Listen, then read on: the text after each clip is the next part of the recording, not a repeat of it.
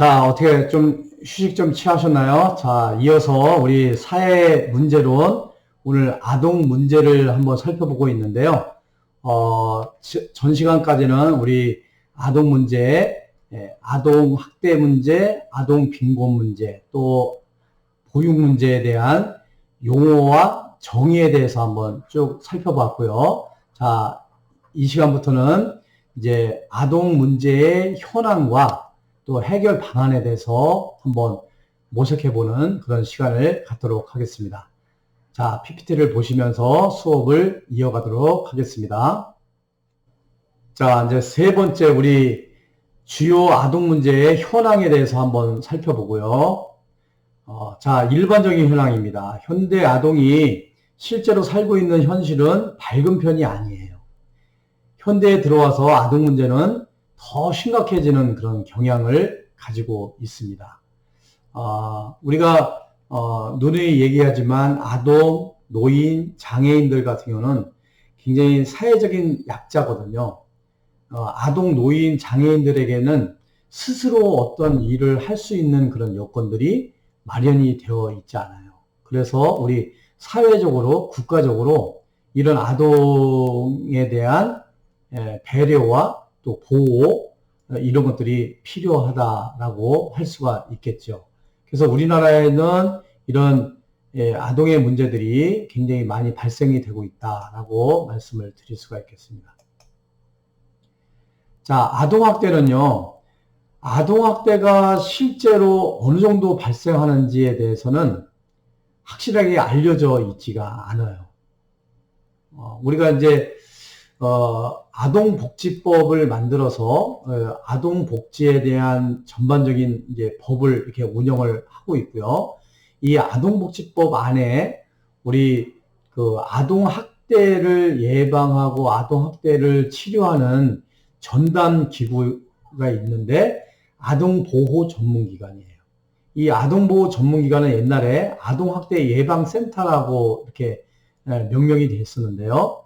이 법이 개정이 되면서 지금 아동복지법상에 아동보호 전문기관을 둠으로 인해서 이 아동학대와 관련된 신고를 받고요. 또 때로는 출동을 해가지고 그 처리를 해드리고 또 아동학대로 인해서 고통받는 아동에 대해서 상담도 해주고 치료도 해주고 또 만약에 부모와 아동과의 관계라면 뭐 격리를 시켜주고 뭐 각종 이 아동학대와 관련된 예방 및 치료 또 홍보 상담 뭐 이런 일들을 하는 것이 아동보호 전문기관이라는 그 아동복지 시설이 있거든요. 그런데 여기 아동보호 전문기관이 있음에도 불구하고 이 숫자가 그렇게 많지는 않아요. 주로 이제 광역도시 단위로 하나가 있거든요.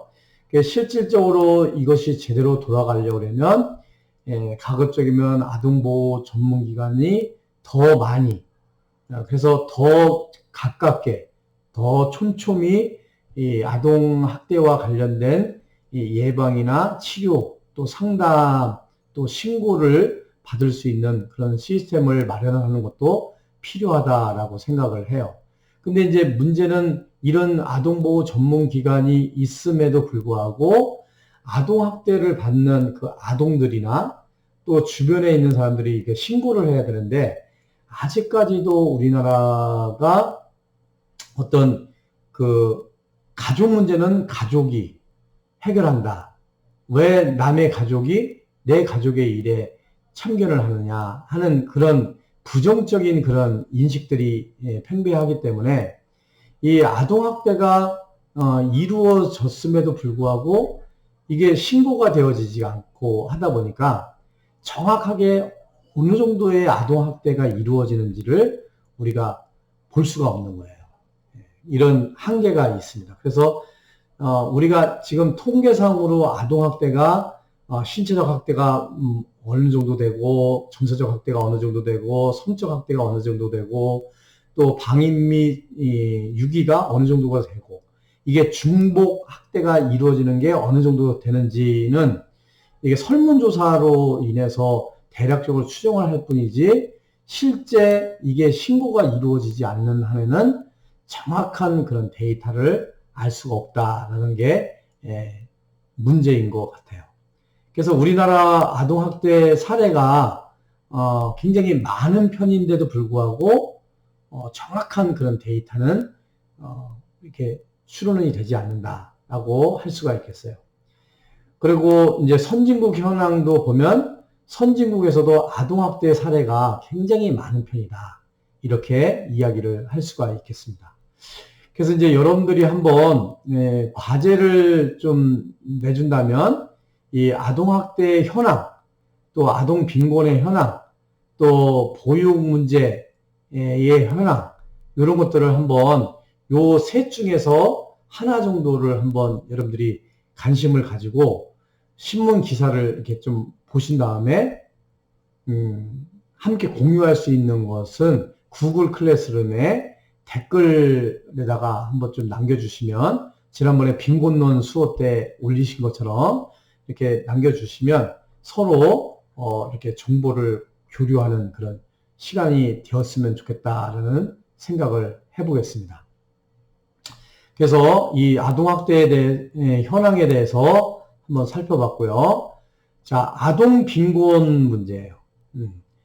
우리나라 같은 경우는 빈곤 아동이 상당히 많은 편이고요. 선진국도 빈곤 아동이 많은 편이에요. 물론 이제 아프리카나 뭐 중남미나 뭐 동남아시아 쪽에 있는 그 빈곤 아동들은 뭐 더 많겠지요. 상당히 많이 존재를 하고 있어요. 그래서 이제 그거는 이제 떠나서 우리나라의 아동의 빈곤 문제가 심각한 그런 상태에 놓여 있다. 일단은 부모님이 못 살다 보면 그 못 사는 그 부모님이 가난에 대물림이 일어나는 거예요. 옛날 같은 경우는 이런 신분 상승을 할 수 있는 그런 여지가 있었는데 요즘은 그 신분 상승의 기회마저도 사라지고 있죠. 그래서 좀 한계가 있다라고 할 수가 있어요. 그래서 우리나라에서는 이 부익빈, 아니 부익부, 빈익빈. 잘 사는 사람들은 계속 잘 살게 되고 못 사는 사람들은 계속 못 살게 되잖아요. 그러니까 부모님이 이렇게 더 이상 그 수입이 늘어날 수 없는 그런 상황에 놓이다 보면 그 부모님이 가난하게 살아요. 그럼 가난하게 부모님이 살다 보면 뭐 학원을 보낸다든가 어떤 상급학교를 진학을 한다든가 어떤 그 자녀가 성장하는 데 있어서 경제적인 투자를 한다든가 이런 것들을 할 수 없기 때문에 자연스럽게 그 아이가 어떤 신분 상승이랄까 부를 더 축적한다랄까 이런 기회가 거의 오지를 않는 거죠. 그러니까 잘 사는 사람의 자녀들 같은 경우는 그 자녀들에게 물려주는 재산이 있지요. 또 물려주는 재산은 나중에 문제라고 하더라도 부모가 일단 경제적인 여력이 있으면 자녀들이 하고 싶은 것들을 할 수 있게끔 뭐 학원을 보내준다든가 또 질 높은 그런 교육을 시켜준다든가 뭐 의류라든가 먹는 거라든가 이런 것들이 더 좋기 때문에 아무래도 이 가난한 집안에서 성장하는 자녀와 부잣집에서 성장하는 자녀 차이가 있겠죠. 그래서 가난한 사람들은 이 가난의 대물림이 이루어지고 부자는 부의 대물림이 이루어지는 거예요.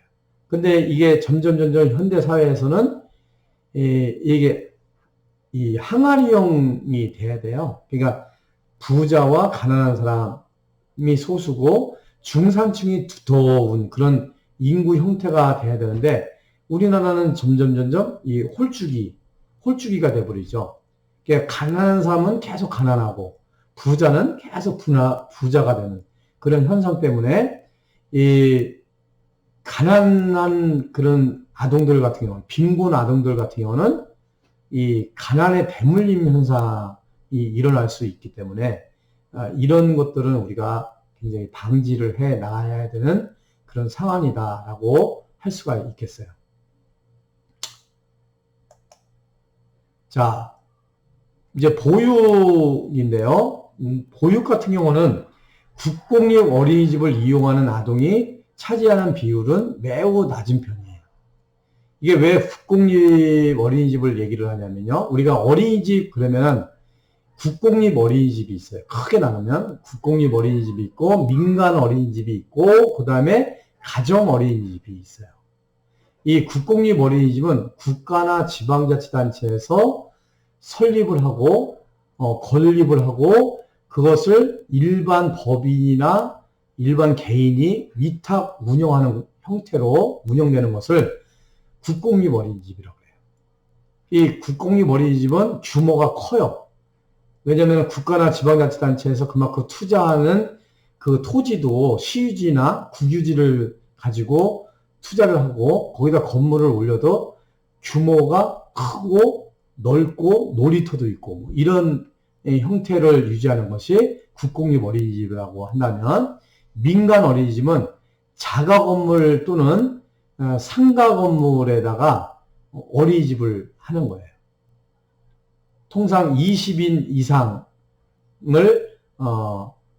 보육을 할 수 있는 그런 어린이집. 그것을 민간 어린이집이라고 해요.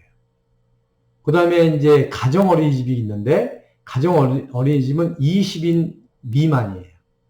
20인 미만으로 일반 가정집, 또 아파트 단지 내의 아파트, 뭐 이런 데서 어떤 가정적인 분위기를 유지하면서 소수 아주 영아들 중심으로 해서 아주 갓난 아기를 중심으로 해서 보육을 하는 것을 가정 어린이집이다. 이렇게 크게 나눌 수가 있어요. 그 사이에 뭐 협동조합 어린이집도 있고, 뭐 법인 어린이집도 있고, 뭐 이렇게 하긴 하는데, 크게 나누면 국공립 어린이집, 민간 어린이집, 가정 어린이집, 이렇게 나눈다 이거죠. 그러다 보니까 아무래도 국공립 어린이집, 이 규모가 크고 또 시스템이 잘 돼 있는 그런 어린이집에서 많은 사람들이 보육을 받기를 원하죠. 교육의 질이라든가 시설의 질이라든가 뭐 놀이터라든가 이런 부대 시설이 굉장히 잘 갖춰져 있는 시설이라고 할 수가 있겠어요.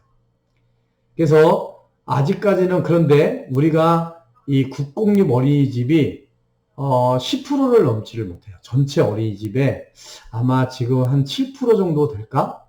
그 정도가 이제 국공립 어린이집, 전체 어린이집 중에서.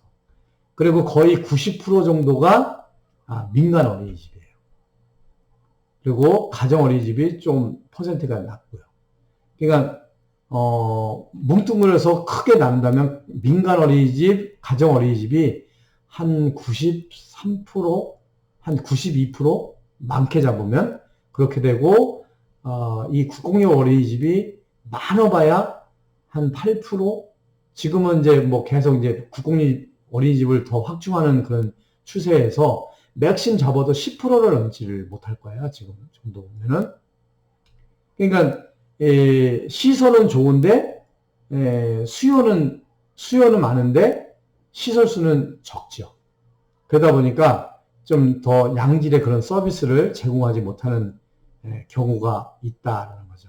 그래서 이 보육시설의 현황을 보면 이렇습니다. 그래서 우리가 국가적으로 지금 목표는 국가에서 40%까지는 국공립 어린이집을 충당한다. 그게 2023년까지인가 이런 목표를 두고 있어요. 근데 아주 택도 없죠. 지금까지는.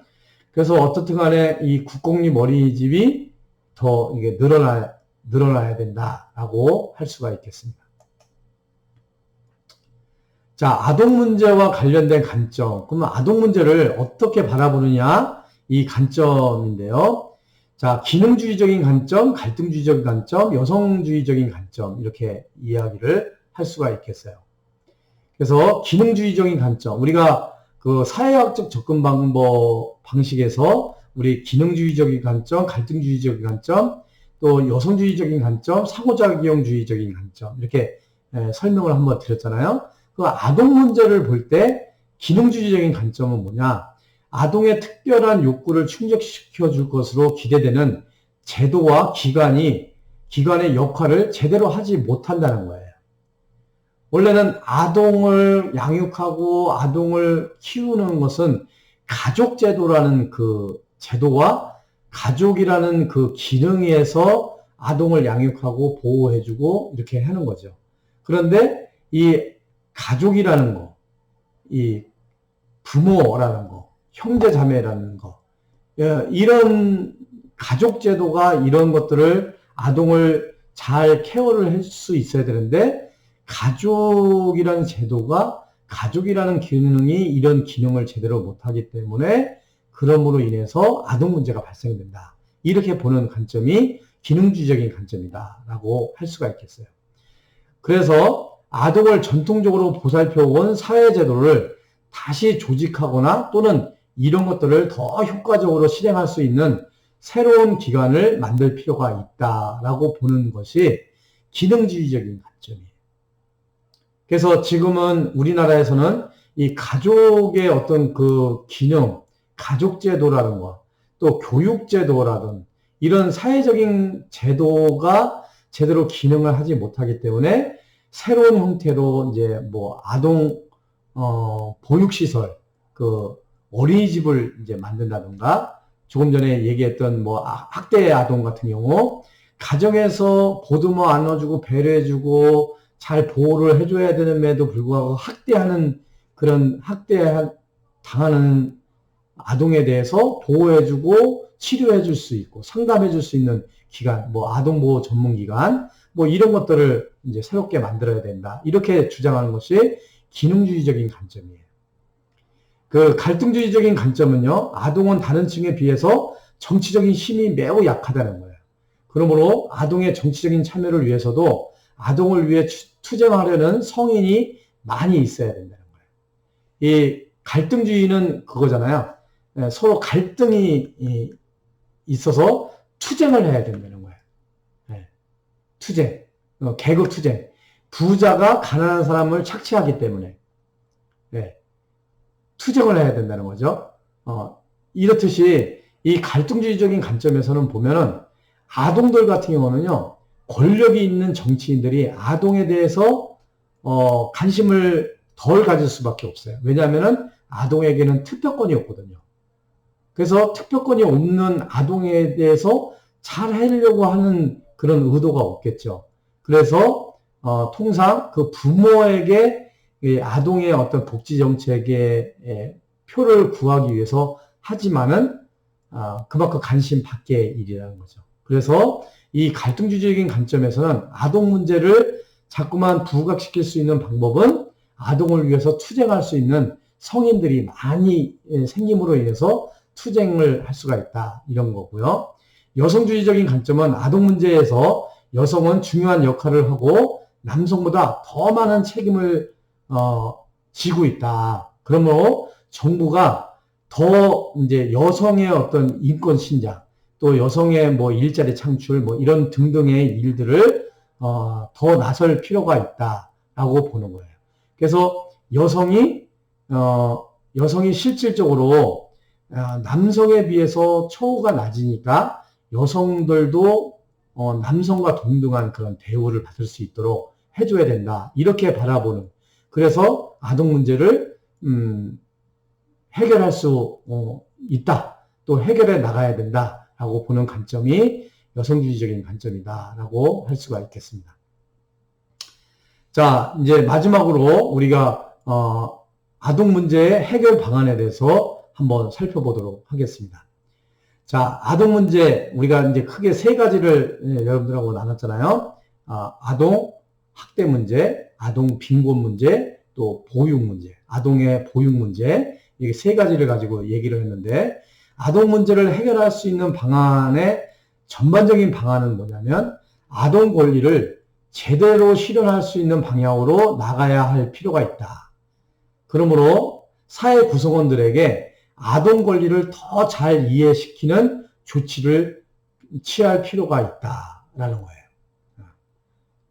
기본적으로 우리가 유엔 아동권리 협약을 우리가 채택한 그런 국가 입장에서 이 아동 문제를 다룰 때 이 아동 권리에 대해서 우리가 분명하게 인식을 할 필요가 있다라는 거죠.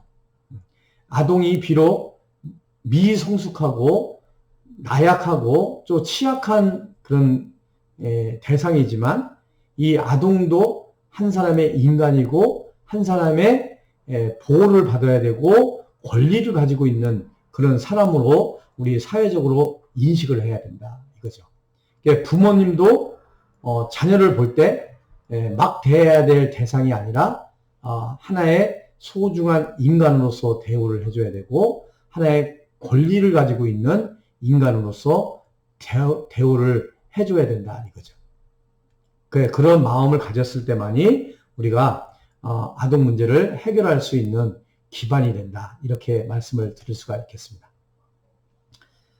자, 그러면 영역별로 한번 해결 방안을 한번 모색을 해보면요. 아동학대와 관련된 방안이에요. 첫 번째가 예방적 접근입니다. 아동학대를 없애는데 가장 좋은 방법으로 1차적으로 예방하는 거예요. 그러므로 예방에 주목하는 조치를 취할 필요가 있다. 우리 사회복지를 얘기를 할 때, 제가 사회복지 실천을 얘기를 할 때, 또 실천 기술을 얘기를 할 때 항상 강조하는 게 이거죠. 여러분, 예방을 하는 게 좋을까요? 사전에 예방을 하는 게 좋을까요? 사후에 치료를 하는 게 좋을까요? 사전에 예방을 하는 게 더 중요하죠. 사후에 치료를 하면요, 그 상처를 아무리 잘 100% 치료를 했다고 하더라도 그 상처가 완전히 아물 수가 없어요. 근데 이제 예방을 해놓으면 그 예방이 나중에 일이 발생되지 않게 되는 거죠. 그렇기 때문에 이 예방, 치료보다는 예방이 중요해요.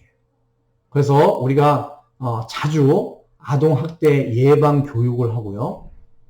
또 아동을 보호해줘야 되고 아동을 사랑해야 된다라는 그런 예방 교육을 많이 하는 것이 매우 중요하다. 이렇게 말씀을 드릴 수가 있겠고요. 두 번째는 아동보호 환경의 형성이에요. 사회 전반적으로 아동을 보호하는 환경을 만들어야 한다. 그러므로 국가, 사회, 가족 모두가 나서서 아동을 보호하는 제도, 환경을 만들 필요가 있다는 거예요.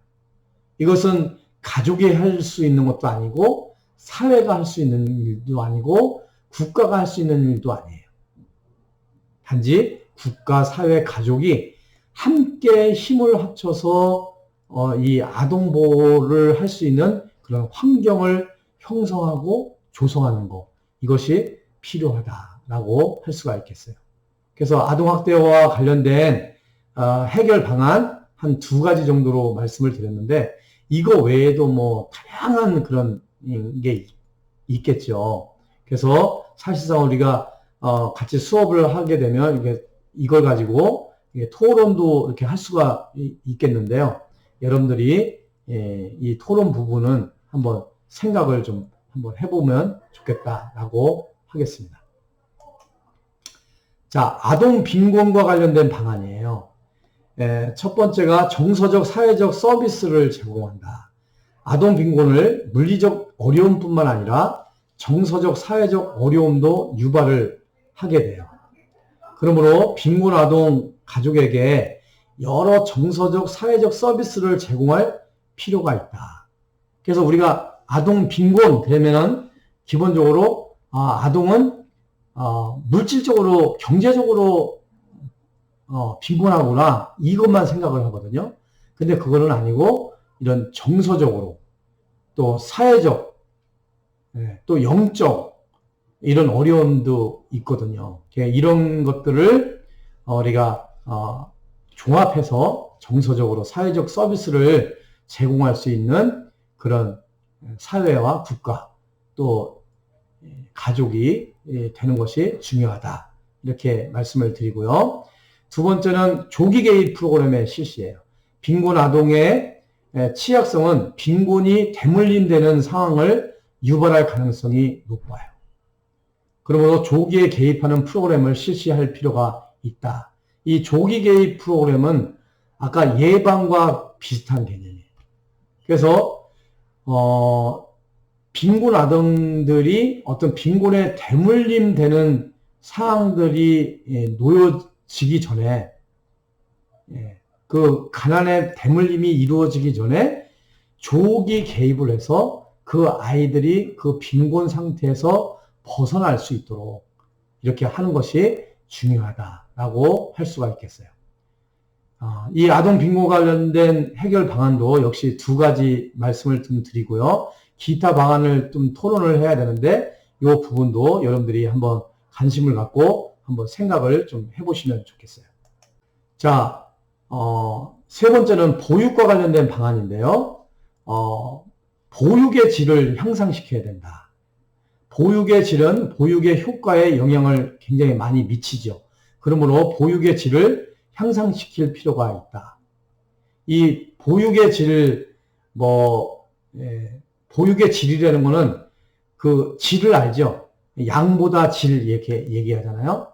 그러니까 보육을 많이 하는 게 중요한 게 아니라 진짜 쌈박하게 진짜 필요한 그런 아주 적재적소에 맞는 그런 질 높은 그런 보육을 실시를 해야 된다. 그러려면 아까도 말씀드렸던 그 국공립 어린이집 확충이 더 돼서 더 자유롭고 좀 그 시설이 좋은 그런 국공립 어린이집에서 이렇게 하게 하거나 또 민간 어린이집이나 가정 어린이집에서도 그 아이들을 잘 사랑하는 마음으로 진짜 보육의 질들을 넓혀서 그 아이들이 잘 성장할 수 있도록 이렇게 해주는 그런 조치들이 필요하다라고 할 수가 있겠죠. 자, 라버는요, 공공성의 향상이에요. 공공의 영역에서 보육을 더 많이 제공할 수 있도록 보육은 질적으로 더 좋은, 질적으로 더 좋을 가능성이 있다. 그러므로 보육이 공적 성격을 더 가지게 할 필요가 있다. 이렇게 얘기를 하는 것은 국공립 어린이집을 더 확충할 필요가 있다라는 거예요. 그래서 좀 양질의 어떤 보육 서비스를 제공할 수 있도록 하자. 이런 해결 방안을 말씀을 드릴 수가 있겠고요. 세 번째는 보편성의 증대예요. 저소득 가족은 질이 좋은 보육 프로그램에 참여하는 것이 어려운 가능성이 높아요. 그러므로 저소득 가족의 아동이 비용 문제 때문에 질이 좋은 보육 프로그램에 참여하지 못하는 사례가 없게 할 필요가 있다. 이런 거예요. 그래서 국공립 보육시설 같은 경우는요, 우선순위를 정해요. 그래서 이제 대기 인원이 이렇게 쫙 있잖아요. 그러면 우선순위를 정하는 것은 부유한 집들이 먼저 들어가게 되면 가난한 사람들, 빈곤 아동들 같은 경우는 갈 기회가 적어지잖아요. 저소득 가족들은 거기에 들어갈 기회가 적잖아요. 그래서 우선순위를 정했어요. 우선순위는 뭐냐? 저소득 가정의 자녀를 먼저, 그 다음에 차상위 계층, 다문화 가족, 자녀, 이렇게 순서대로 해서 이 저소득층 자녀들이 먼저 입소를 하고 그 다음에 남는 여력이 있을 경우에 일반 가정의 자녀들이 들어가는 걸로 이렇게 대부분 지방자치단체에서 조례를 이렇게 정해서 운영을 하고 있거든요. 그래서 가급적이면 저소득층 자녀들이 그런 양질의 좋은 보육 서비스를 제공을 받을 수 있도록 또 양질의 좋은 보육 프로그램에 접할 수 있도록 하는 것이 이 보육 문제에 있어서 이 아동 문제를 해결할 수 있는 방안이 아닌가라는 생각을 해보겠습니다. 이 역시도요, 여러분들이 기타 방안 토의가 있는데요. 이것은 여러분들이 한번 토의를 좀 해보시면 좋겠고요. 우리가 이제 여기까지 해서 우리 아동 문제, 아동 학대 문제, 아동 빈곤 문제, 아동 보육 문제 이렇게 해서 현황과 또 해결 방안에 대해서 오늘 수업을 진행을 했습니다. 자, 여러분, 여기까지 해서 오늘은 그 사회 문제 중에 아동 문제에 대해서 말씀을 드렸고요. 아동 문제 중에서 아동 학대 문제, 아동 빈곤 문제, 아동 보육 문제, 이 세 가지를 중심으로 해서 살펴봤습니다. 그리고 아동 문제의 현황 또 해결 방안에 대해서 살펴봤는데요. 여기서 원래는 우리가 함께 토론도 하고 또 자료를 공유를 할 수 있는 그런 자리여야 되는데 이 비대면 수업의 한계니까요.